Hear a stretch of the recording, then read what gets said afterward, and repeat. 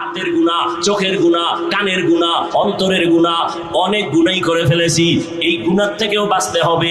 সামনের জীবনে 1 ঘন্টা যদি সময় পাই, গুনাহ করা যাবে না। এখান থেকেও বাঁচতে হবে। বলে বাঁচার জন্য তুমি জোর কইরা বাঁচতে পারবা না, আমার রহমত লাগবে, একটা মেডিসিন লাগবে। ওই মেডিসিন না থাকলে গুনাহ থেকে বাঁচার উপায় নাই। বলে কি মেডিসিন? পেছনের গুনাহ থেকে আল্লাহর কাছে পবিত্র হওয়ার জন্য একটা আলাদা মেডিসিন লাগবে। সামনের জীবনে গুনাহ থেকে যেন বাঁচিয়ে থাকতে পারো, সেজন্য আলাদা আরেকটা মেডিসিন লাগবে। পিছনের গুনাহ থেকে বাঁচার মেডিসিন হলো তওবা, ইস্তেগফার। পিছনে যে গুনাহ করছি ওখান থেকে বাঁচতে হলে কি লাগবে? ওখান থেকে মুক্ত হতে হলে তওবা, ইস্তেগফার। আস্তাগফিরুল্লাহাল আযীম, আস্তাগফিরুল্লাহাল আযীম, আস্তাগফিরুল্লাহাল আযীম। কমপক্ষে 100 থেকে 300 বার ইস্তেগফার করো প্রতিদিন। ঘুমের বিছানায় যাওয়ার আগে বসে বসে ওযু সহকারে ইস্তেগফার করো, আল্লাহর কাছে পিছনের গুনাহ মাপ চাও। আর সামনের গুনাহ থেকে যদি বান্দা পবিত্রতা অর্জন করে বাঁচতে চাও, হাতের দ্বারা যা গুনাহ হয়েছে সামনে আর যেন না হয়, চোখের দ্বারা যা গুনাহ হয়েছে সামনে যেন না হয়। ওই সামনের জীবনে পবিত্র জীবনটা নিয়ে চলার জন্য আর একটা মেডিসিন লাগবে। ওই মেডিসিনের নাম হলো তাকওয়া। পিছনের গুনাহ থেকে মুক্তি পাওয়ার জন্য মেডিসিন তওবা, ইস্তেগফার। সামনের জীবনে যেন গুনাহ থেকে বেঁচে থাকতে পারি, গুনাহ না হয়, সেজন্য লাগবে তাকওয়া। তাকওয়া মানে আল্লাহর ভয়। যেই বান্দা আল্লাহকে আসলেই ভয় করবেন, ওই বান্দা গুনাহ থেকে নিজেকে বাঁচাইয়া চলবেন। আর গুনাহ করবেন না। যদি গুনাহ হইয়াও যায়, তওবা করতেও দেরি করবেন না। গুনাহ করা আর গুনাহ হয়ে যাওয়া দোনোটা কি একই? না, অনেক ব্যবধান। গুনাহ করা, যারা তাকওয়ার পুরা মানদণ্ডে চলবে এরা গুনাহ করবেন না। যদি গুনাহ হইয়া যায়, তওবা করতেও তারা দেরি করবেন না। وَأَمَّا مَنْ خَافَ مَقَامَ رَبِّهِ وَنَهَى النَّفْسَ عَنِ الْهَوَى فَإِنَّ الْجَنَّةَ هِيَ الْمَأْوَى। আল্লাহর আদালতে দাঁড়াইয়া হিসাব দেওয়ার ভয় যারা দুনিয়াতেই নিজেকে গুনাহ থেকে বাঁচায় রাখবে, ও নবী তাদের সুসংবাদ দিয়া দেন, আমি আল্লাহ তাদেরকে জান্নাতুল মাওয়ার মেহমান বানায় দিব। আতিনা ফি দারে দুনিয়ানা হাসান, আতিনা ফি দারে উকবানা হাসান, ইয়া গিয়াসাল মুস্তাগীসিন ইহদিনা লাফতিখারা বিল উলুমে ওয়াল গিনা। আল্লাহর ভয়। আমাকে একটু বলেন তো, সত্য কথাটাই বললেন, ইনশাআল্লাহ বলবেন নি? আচ্ছা, আপনারা এখানে যে বসছেন, ওলামায়ে কেরামের বয়ান শুনছেন, সত্য বলেন তো, আল্লাহর ভয় নিয়ে বলেন। এই যে 1 ঘন্টা বয়ান শুনলেন, 2 ঘন্টা শুনলেন, অন্তরের মধ্যে কি একটু বাড়ি লাগছে, ধাক্কা লাগছে?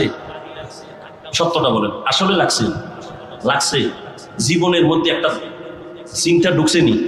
তো 1 ঘন্টা আলেমের সামনে বইয়া বয়ান শুনলে যদি হালকা ধাক্কা লাগে, আর যেই মানুষটা আল্লাহর প্রিয় বান্দা, আলেম যাদের বয়ানে দিল নরম হয়, চোখে পানি আসে, এদের সামনে যদি মাসকে মাস, বছরকে বছর সময় লাগায়, সে তো গুনাহ মুক্ত হইয়া পবিত্র অন্তর নিয়ে জান্নাতের ছবি দেখা কবরে যাবে। আউলিয়ারা কারে উকবা ইখতিয়ার, জাহেলারা কারে দুনিয়া ইখতিয়ার। ও বৃদ্ধ বাবাজি, ও যুবক বাবারা, আল্লাহর মোহাব্বত নিয়ে বলছি রে বাবা, এত কষ্ট, চিল্লায় চিল্লায় কথা বলা, জমিনের মধ্যে এত কষ্টের আর কোনো কাজ নাই। কথা বলার মতো কষ্টের কাজ, তাও যদি হয় আবার 1 মিনিট, তো টেনশন নাই। কিন্তু যদি হয় সেটা আনলিমিটেড, আবার যদি সেটা লেখা থাকে, এত টেনশন নাই, একটু চা টানলাম, দেখে দেখে বয়ান করলাম। আর যদি সেই বয়ানটা হয় না দেখে, তো আরো কঠিন। বুঝেননি? বুঝেননি? ভালো করে বুঝেন যে কি কষ্ট করে দেশের আলেম ওলামারা, বুঝো। আবার যদি সেই বান্দা মুখস্থ বয়ান করে, আবার যদি টাইম মতো খানা না থাকে, ঘুম না থাকে, একটা মানুষ যদি টাইম মতো ঘুমাইতে না পারে, তার চলাফেরার ব্যালেন্স থাকে না, কথার ব্যালেন্স ঠিক থাকে না, লোকটা পাগলের মতো হয়ে যায়। এ আমাদের ঘুম নাই, খানা নাই, পাগলের মতো দৌড়ায় সারা দেশের ভেতরে, এরপরে ঘন্টাকে ঘন্টা বয়ান। আবার 1 লাইনের মানুষ যদি হয়, তা টেনশন নেই। আমার সব মুড়ি 1 লাইনের, এটির ভিডিও ফাটাইয়া চোখ বন্ধ করে যা কইলাম কানে ধরে বাড়ি ধরবে। কিন্তু পরিবেশটা কেমন? হরেক ধরনের মানুষ এখানে ম্যাগনেট মাথা লইয়া বলছে। যারা হাফিজুর রহমানের মোটামুটি কাফের কইলেও খুশি, এরাও সিফায় দাঁড়ায় বয়ান শুনতেছে। এই পরিবেশে উপায় কি? এতগুলো মানুষের মাথা অন্তর ঠিক রেখা কথা বলা রবের করুণা দয়া ছাড়া সম্ভব না। এরপরও ঘন্টাকে ঘন্টা রাষ্ট্রপতি প্রধানমন্ত্রী জাতির সামনে একটু ভাষণ দেয়, কয় মিনিট, কয় 5 মিনিট 7 মিনিট, কি মুখস্থ কয় না, এটার আগে লেখার জন্য একটা টিম বানায়, বক্তব্য কি দেবো লিখে দাও, লেখে সিরি, এরপরে দেয়, এটারে মোতালা করে 13 বার, মোতালা কইরা 5 মিনিটের বক্তব্য জাতির সামনে দেয়। একটা শব্দ যদি ভুল হইয়াই যায় জাতি আমার বিরুদ্ধে আন্দোলন করবে।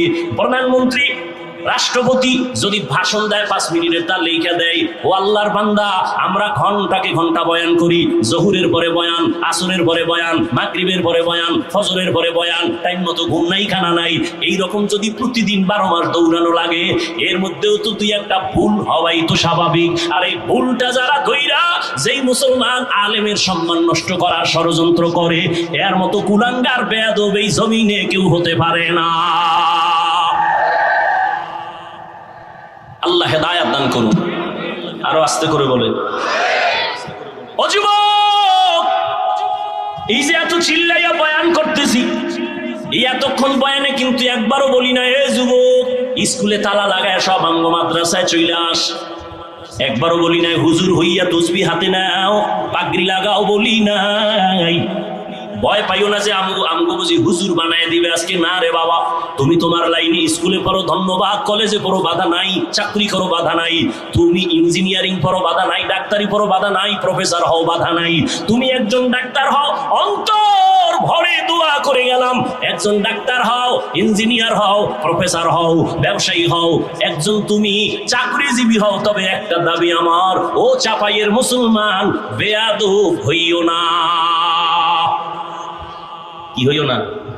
বেয়াদব হইও না। তোমার ব্যবহারে যেন কোনোদিন মা বাবা কষ্ট না পায়, তোমার ব্যবহারে যেন কোনোদিন উলামায়ে কেরাম কষ্ট না পায়, তোমার আচরণে যেন কোনোদিন তোমার শিক্ষকেরা কষ্ট না পায়, তোমার ব্যবহারে কোনোদিন যেন মুরব্বীরা কষ্ট না পায়। কারণ মা বাবার কষ্টের বর্ত একটা আগুন, উলামায়ে কেরামের অন্তরের কষ্ট আর কষ্টের বর্ত একটা আগুনের মতো, শিক্ষকের অন্তরের কষ্ট বর্ত একটা আগুনের মতো। আর এই বর্তয়া যদি তোর কপালে লেগেই যায়, আল্লাহর জাতের কসম, মরার আগে পঙ্গু হয়ে বিছানায় কাঁদবি, না হয় কোন সময় গাড়ির চাকার তলে মাথা পড়বে, হুঁশ থাকবে না। বেদবি সব জায়গায় চলে না, সাবধান, খুব সাবধান। আল্লাহ হেদায়াত দান করুন। স্কুলে পড়ো, ভালো ডাক্তার হও, ইঞ্জিনিয়ার হও, ভালো আদর্শবান একজন বড় প্রফেসর হও, তোমার আচরণে যেন কলিজা ঠান্ডা হয়। এবার তুমি নজর করে দেখো, মানো আর না মানো স্বীকার করো, জীবনে মাদ্রাসায় পড়ে নাই একজন তোমার মতো যুবক, স্কুল কলেজে পড়ে, 5 বেলার নামাজ পড়ে, দাড়িও রাখে, সালাম ছাড়া কথা বলে না, সুন্দর নম্র ভদ্র, এরকম তুঙ্গো লাইনে যুবকেরা বলো আছে না নাই? কুল্লুহুম ফিন্নার ইল্লা মিল্লাতান ওয়াহিদা। রহমতের নবী বলেন সবাই জাহান্নামে যাবে, 73 দলের সবাই জাহান্নামে, তবে এক দল মাত্র জান্নাতে যাবে। 73 দলের এক দল যদি জান্নাতে যায়, তো জাহান্নামী কয় দল? আরে আল্লাহর রাস্তায় একটু জবাব দেন না।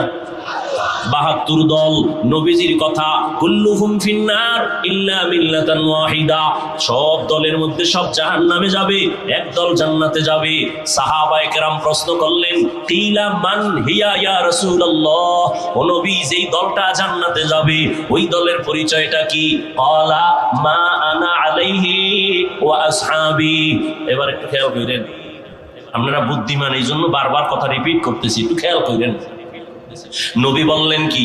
73 দলের এক দল মাত্র জান্নাতে যাবে, 72 দল জাহান্নামে যাবে।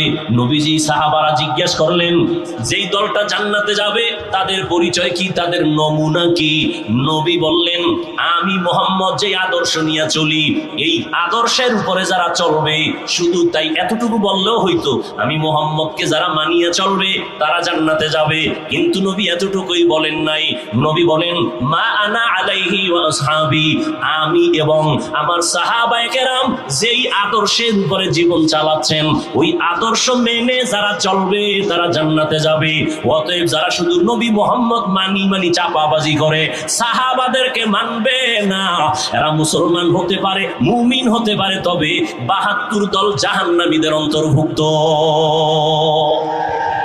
তুকু যাও সুন্নতে আহমদ आमद को जाबा मोहम्मद के बुअद निस्बत रा मन अहब्बा सुन्नती कौले रसूल मजदाए काना माई हम कुन कबूल।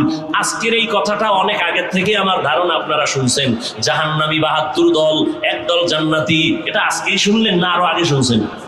কিন্তু আমার মনে হয় আর একটা কথা শুনেন নাই, আমার মনে হইতেছে সেটা কি, ওই যে ৭২ দল জাহান্নামী হবে, আমরা ধারণা ছিল এরা বোধ সব বেঈমান। কয় না, এই ৭২ দল জাহান্নামী কোনো হিন্দু না, ইহুদি না, খ্রিস্টান না, সব হবে মুমিন মুসলমানের ভেতর থেকে। এবার বুঝেন, এখানে সব মানুষ বসে আছি, এখান থেকেই একদল জান্নাতে যাবে আর ৭২ দল মুমিন মুসলমান জাহান্নামে যাবে। ৭২ দল যে জাহান্নামী, কি হিন্দু, খ্রিস্টান, ইহুদি, বৌদ্ধ, সব মুমিন মুসলমান। ওরা তো বিনা হিসাবে জাহান্নামী। বেঈমানরা, হিন্দু, বৌদ্ধ, ইহুদি, খ্রিস্টানরা বিনা হিসাবে জাহান্নামী। আর ৭২ দল যে জাহান্নামে যাবে এরা হিসাবই জাহান্নামী, হিসাব দিবে আর পিঠা খাবে। আল্লাহ ওই ৭২ দল মুমিন মুসলমানের কাতার থেকে আমাদেরকে হেফাজত করেন। এখন একদল হিসাবে যে জান্নাত পাবো তার মাপকাঠি কি? যারা নবী মানবে, সাহাবায়ে কেরামদেরও মানবেন। কাহা আছে, কারণ দুনিয়াতে মানুষ জীবনকে পরিচালনার জন্য সব সমাধান নবীজির মাধ্যমে ডাইরেক্ট আসে নাই। ইজমায়ে উম্মতের পেছনে দৌড়াতে হবে, সাহাবায়ে কেরামের সমাধান মানতে হবে। এইরকম বহু বিধি বিধান আছে, সাহাবায়ে কেরামের অনুসরণ না করলে বান্দা দুনিয়াতে ইসলাম মানতে পারবে না, চলতে পারবে না। এর নবীর আশিক আল্লাহ পাক রব্বুল আলামিন বলেন, তোমরা আমাকে ভয় করো, মুমিনেরা ভয় করার মতো হক আদায় করে। সাহাবায়ে কেরাম এই আওয়াজ শুনিয়া চোখের পানি ছেড়ে রহমতের নবীকে বললেন, হে আল্লাহর রাসূল, আল্লাহ যত বড়, ওই পরিমাণ বড় হিসাব করে ভয় করা কারো দ্বারা সম্ভব না, আমরাও পারবো না। নবী বলেন, ঠিকই তো, আল্লাহ যত বড় তার হক আদায় করবে কোন বান্দা? ও আল্লাহ, এটা বড় অসম্ভব। আল্লাহ পাক সাথে সাথে জিব্রাইলকে পাঠায় দিয়ে আসান করে দিলেন, ও জিব্রাইল, নবীর কাছে গিয়ে আওয়াজ দিয়া দাও, ইত্তাকিল্লাহ মাস্তাতাতুম, আমার হক আদায় করে ভয় করার দরকার নাই। আমি বান্দাকে ভয় করতে বললাম, তার সাধ্য মতো যেন ভয় করে, তার পূর্ণ চেষ্টা দিয়া ভয় করবে। এখানে আপনারা যারা বসে আছেন, আমি যদি জিজ্ঞাসা করি আল্লাহকে কারা কারা ভয় করেন, সবাই দু হাত উঁচু করে বলবে আমরা সবাই আল্লাহকে ভয় করি, বলবে না? বরং অনেক চালাক বাঙালি বলবে, হুজুরগো থেকে বেশি ভয় করি, নামাজ না পড়লে কি হবে, আমগো ঈমান তাজা। ঠিক নি? অথচ এখানে বেনামাজির অভাব নাই, ফজরের নামাজ পড়ে নাই, জোহরের সময় ওয়াজ হবে শুইনা আসছে, কপাল বড় খারাপ, জোহরের নামাজটাও পড়ে নাই। মোনাজাতের পরে সবাই যাবে, আজান হবে, আসরের নামাজও পড়বে না। আমি টুপি আর নামাজ ঠিক রেখাও বলি আল্লাহকে ভয় করি, আপনি নামাজ বাদ দিয়ে বলেন আল্লাহকে ভয় করি। আমি হালাল খাইয়া বলি আল্লাহকে ভয় করি, আপনি হারাম খাইয়া বলেন আল্লাহকে ভয় করি। আমি পর্দা রক্ষা করে বলি আমি আল্লাহকে ভয় করি, আপনি বেপর্দায় চইলা বলেন আমি আল্লাহকে ভয় করি। আমি বান্দা পর্দা রক্ষা করি, হালাল খাই, নামাজ পড়ি, মিথ্যা বলি না, আপনি মিথ্যা কথা বলিয়া বলেন আল্লাহকে ভয় করি। আমি কারো গীবত করার চেষ্টা করি না, কেন? আল্লাহর ভয়। আর আপনি গীবত করেন, ফেসবুকে লেখেন আর বলেন আল্লাহকে ভয় করি। সব কি সমান? কথা বলেন না কেন? সব সমান না। তাহলে আসলে ভয় কি জিনিস বুঝি না। কালান নবী সাল্লাল্লাহু আলাইহি ওয়া আলিহি ওয়াসাল্লাম, ইত্তাকিল মাহারিম তাকুন আবাদান নাস। আল্লাহ তাআলার নবী বলেন, আল্লাহকে ভয় কর আর আল্লাহর নিষিদ্ধ জিনিস থেকে নিজেকে বাঁচাও, তো আল্লাহ মানুষের সামনে মর্যাদা বাড়ায় দিবেন। হারাম থেকে বাঁচো, গুনাহের থেকে বাঁচো। আল ইহতিরাজ আনিল মাসিয়া, আল্লাহকে ভয় করার মানেটা কি? ভাই সন্তান মা বাবাকে ভয় করে, প্রমাণ? ভাই মা বাবার সামনে সন্তান অন্যায় করে না, কেন? বলে মাইরের ভয়, বেতের বাড়ির ভয়, শিক্ষকের ছাত্র ভয় করে। ভাই প্রমাণ কি? বলে একটা ছাত্র শিক্ষকের সামনে অপরাধ করে না, কেন? শাস্তির ভয়। ঠিক যেই বান্দা আল্লাহকে ভয় করবে, ওই বান্দা গলায় ছুরি লাগাবে কিন্তু দাড়ির মধ্যে ছুরি লাগাবে না। हर के दारत खौफ हक दर दिल মাদাম জান্নাতুল মাওয়া দেহাত উরা মাকাম জুজবা আকাচি জে মাখাদ ইনসুজা ফজলে উআ মাসদিদার জুমলা জাহা। রাগ করেন আপনারা? ভাই আপনি সত্যটা আমল করেন না ঠিক, কিন্তু মাইনা নিয়েন, মানার মধ্যেও একটা বরকত আছে, আছে না নাই? যে ভাই টুপি পরা এটা ভালো জিনিস, আপনি পরেন না ঠিক, কিন্তু বললেন ভালো।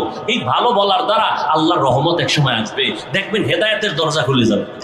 আর যদি চাপাবাজি করেন, মেজাজ গরম করেন, অহংকারী ভাব দিয়ে এখন টুপি না পরলে অসুবিধা কি? নবী কইবে তোর মতো বেয়াদব আমার উম্মত না হইলে অসুবিধা কি? সাবধান, চালাকি বহু করছেন, আর কইলেন না। সব জায়গায় চালাকি চলে না।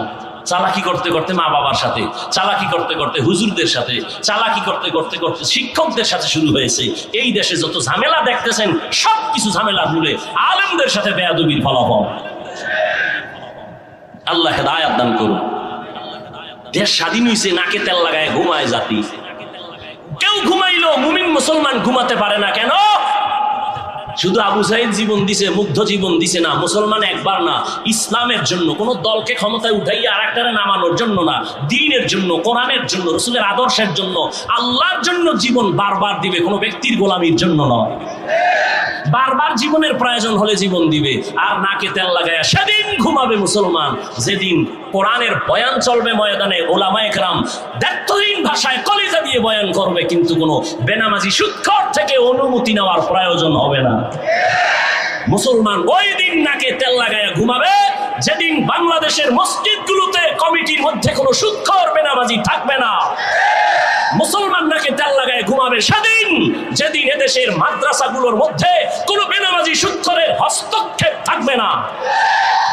এর আগে ঘুমাইও না, তাহলে কপালে কঠিন পিঠে আছে, অপেক্ষায় থাকো। সাবধান, তুমি হেনে ভাই নাকে তেল লাগায় ঘুমাবার পর স্বাধীন। আর ঢাকা শহরে আম্মা জানেরা সাংবাদিক সম্মেলন করে কয়, আমরা দেহ ব্যবসা করছিলাম, আমাকে অধিকার আবার ফেরত চাই। সাংবাদিক সম্মেলন করতেছে, ক্রস কোয়ার্টারের বেশ্যাপাড়ার নারীরা বলে আমাদের অধিকার নিয়ে আমরা থাকবো, আমাদের উপরে আক্রমণ কেন? সংবিধান আক্রমণের অনুমতি দেয় নাই, আমাকে অধিকার ফেরত দাও। নারীরা অবাধে জেনা করবে, আর যদি বলে সংবিধান সে অধিকার দিয়েছে, সে সংবিধান মানার অধিকার মুমিনের হতে পারে না। আল্লাহ হেদায়েত দান করুন। আরো আস্তে করে বলুন, ইয়া আইয়ুহাল্লাযীনা আমানুত্তাকুল্লাহা হাক্কা তুকাতিহ।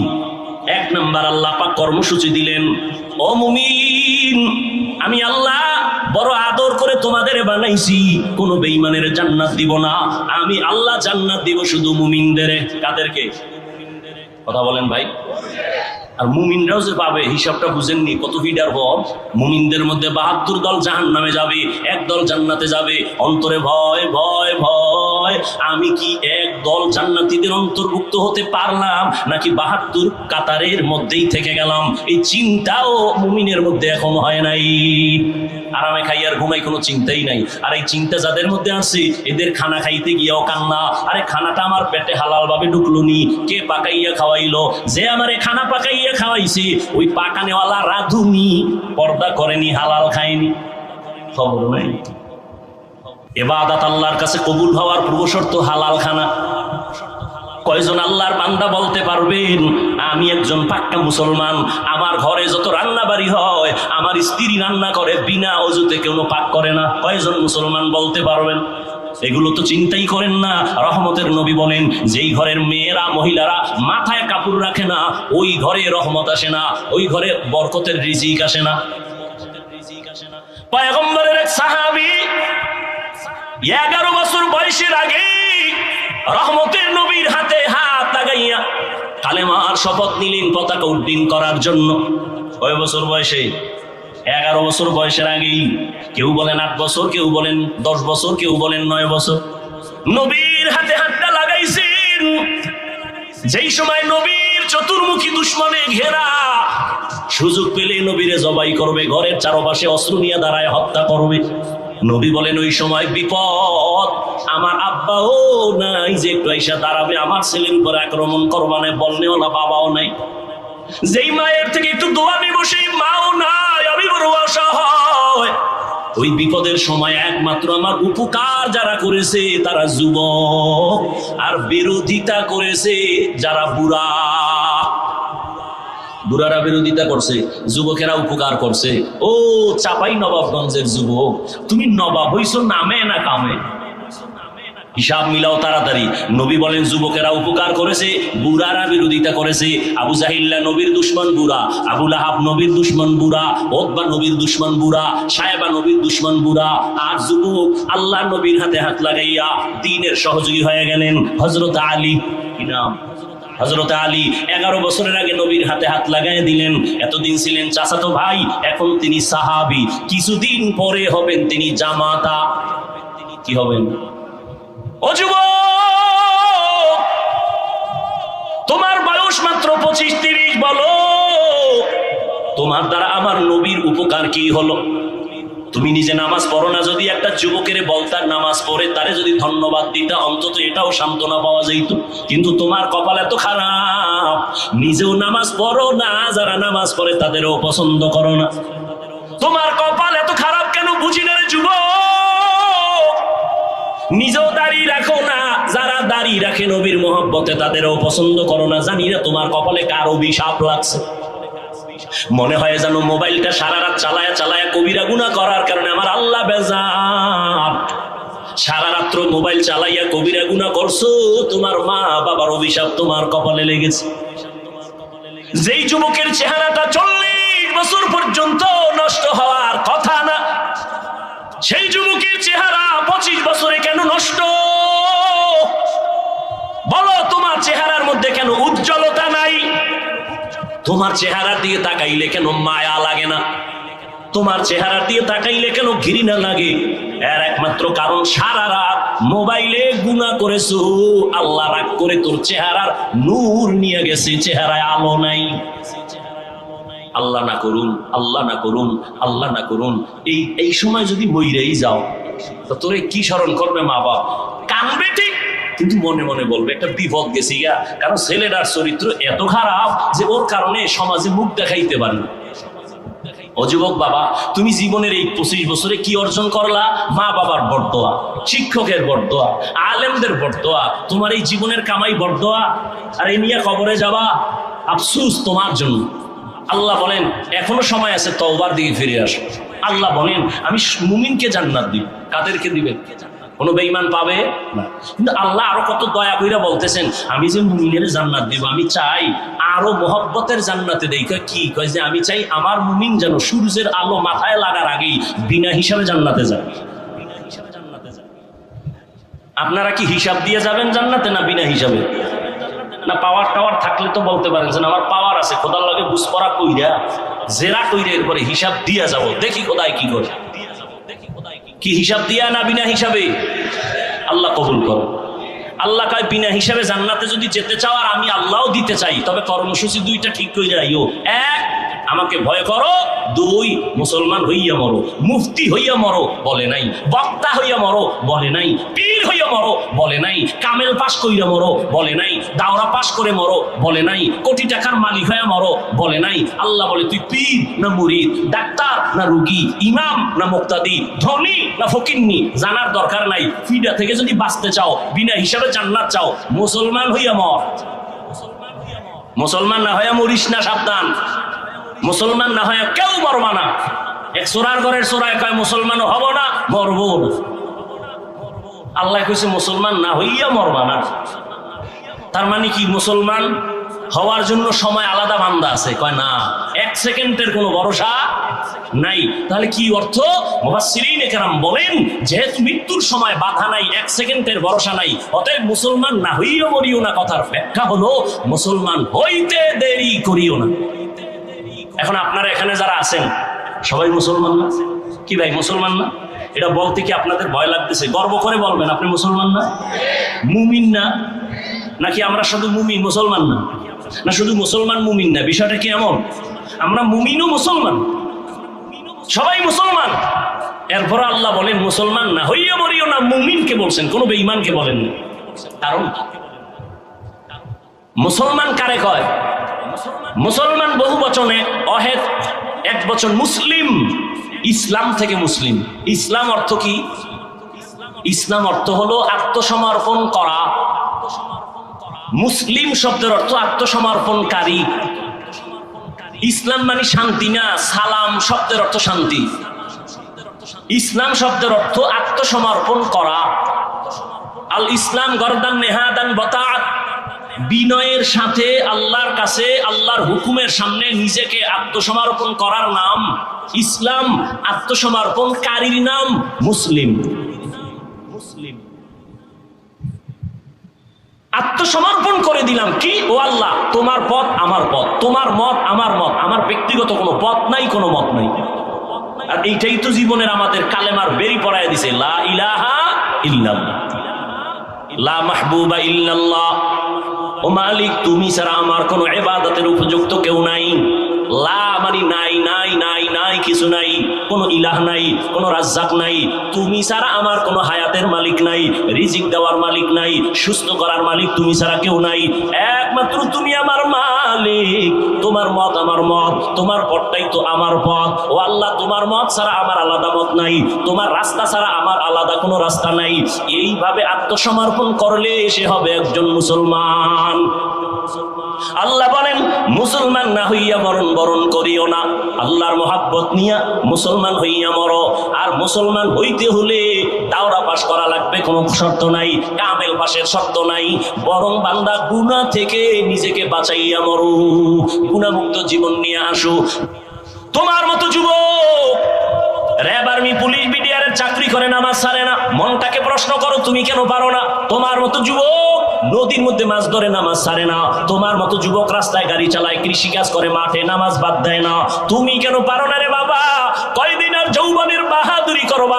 করোনায় কত যুবকের লাশ, ছাত্র জনতার আন্দোলনে কত প্রাণ চলে গেল, ঘুমের ঘরেও তো কত মানুষ মরেনি। ও বাবারা, ঘুমের ঘরে মরেনি? তোমার যদি মরণ হয় আর আজরাইল যদি রাত্রে আইসা দেখে কানের ভিতরে গানের তার লাগানো, মুসলমান হিসাবে বলো তো আল্লাহর কাছে কি জবাব দিবা? বেঈমান হইলে অতটা ভয় নাই, টেনশন নাই। তুমি তো মুসলমান, তুমি তো আল্লাহ মানো, তুমি তো নবী মানো, তুমি তো কোরআন মানো, তুমি তো হাদিস মানো। তুমি বলো তো আজরাইল রাত্রে এসে যদি দেখে তোমার কানে গানের তার লাগানো, উপায় কি তোমার? আল্লাহ হেদায়েত দান করুন। আমিনও কয় না।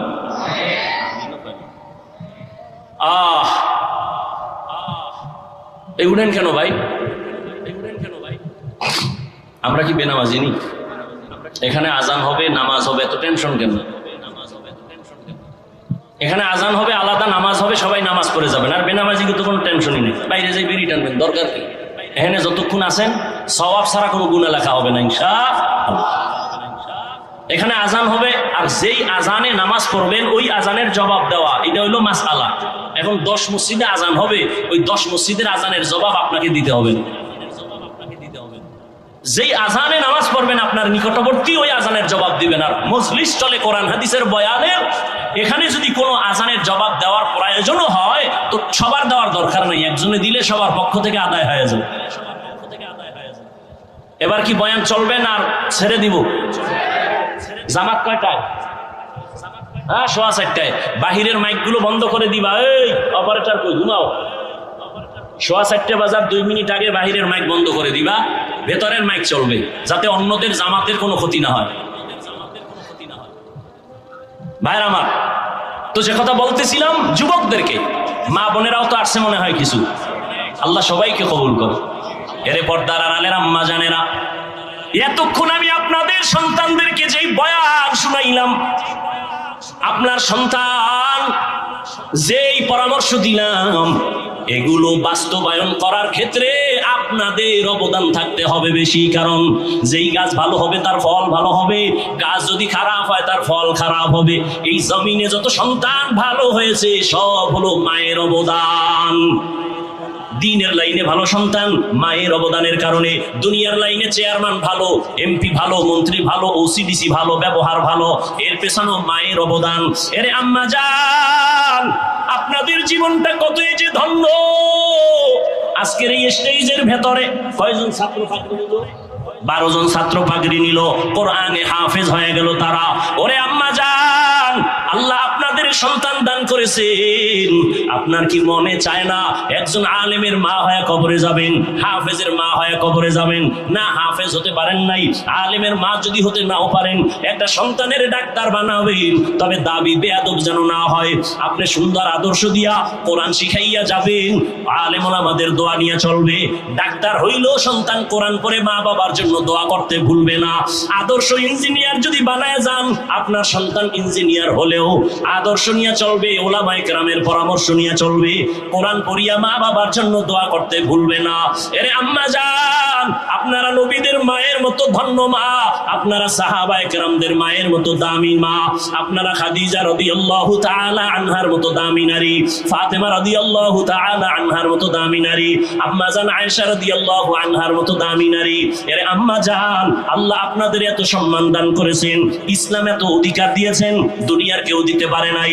স্বামীর মাল হেফাজত করবেন, খেয়ানত করবেন না, সন্তানটাকে আদর্শওয়ালা বানাবেন, নবীর তরিকায় সন্তানকে চালাবেন, নিজে পর্দা রক্ষা করবেন। এর আম্মা জান, আপনার মতো বহু মা এখনো এলাকায় তালাশ করলে পাওয়া যাবে, নামাজ ছাড়ে না, স্বামীর মাল খেয়ানত করে না, মোবাইলে সম্মান নষ্ট করে না, বেপরদায় চলে না, এমন মা পাঁচ ওয়াক্ত নামাজি এখনো আছে না নাই? ও আম্মা জানেরা, আপনারা কেন পারবেন না? এখনো সময় আছে, তওবা করে নেন, জীবনে আর বেপরদায় চলবেন না, মোবাইলে সময় নষ্ট করবেন না, স্বামীর মাল খেয়ানত করবেন না, সন্তানটাকে আদর্শওয়ালা বানাবেন, কারো বরদোয়া যেন না নেয়। ও যুবক, জীবনে মা বাবার দোয়া দিয়ে চলিও, সফলতা চলে আসবে।